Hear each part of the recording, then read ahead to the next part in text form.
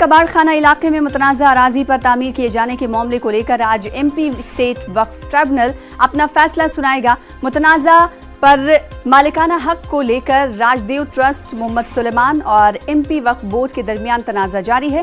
वाज़ेह है कि मुतनाज़ा जमीन पर तामीर को लेकर 17 जनवरी को भोपाल जिला इंतजामिया ने भोपाल के 3 थानों में कर्फ्यू और शहर के बाकी 8 थानों में दफा 144 का निफाज करते हुए एक फरीक के हक में अदालत का फैसला आने को कहकर तामीर की इजाजत दी थी। जिला इंतजामिया के मौक़िफ़ के खिलाफ मोहम्मद सुलेमान ने एमपी स्टेट वक्फ ट्रिब्यूनल में 19 जनवरी को अर्जी दाखिल करते हुए फौरी समाअत की दरख्वास्त की थी, जिस पर वक्फ ट्रिब्यूनल ने फरीक़ैन को नोटिस जारी करते हुए 21 जनवरी को समाअत की तारीख मुकर्रर की थी।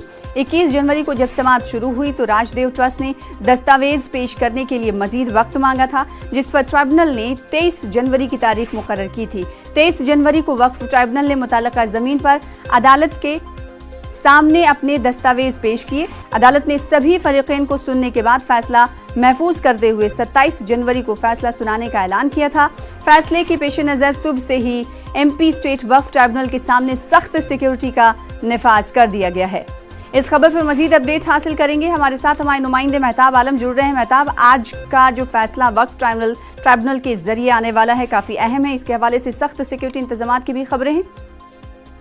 यकीनी तौर पर सख्त सिक्योरिटी इंतजाम किए गए और इसकी वजह एक ये भी है कि राजदेव ट्रस्ट के जो वकील हैं जगदीश छवानी, उन्होंने 22 तारीख को भोपाल कोइफना थाना में रिपोर्ट दर्ज करवाई थी कि उनको कुछ लोगों ने जो है रास्ते में रोककर जो है धक्का मुक्की की और उनको इसमें पैरवी न करने की जो है उनको मना किया था और जान से मारने की धमकी दी। जिसके बाद जो है 23 तारीख को जब समाअत हुई तो वहाँ पे सबसे जो है हिफाजती इंतजाम किए गए और मामला वही तनाज़े को लेकर जिसको लेकर आपको याद होगा कि 17 जनवरी को भोपाल में 3 थानों में कर्फ्यू और 8 थानों में दफा 144 का निफाज किया गया था।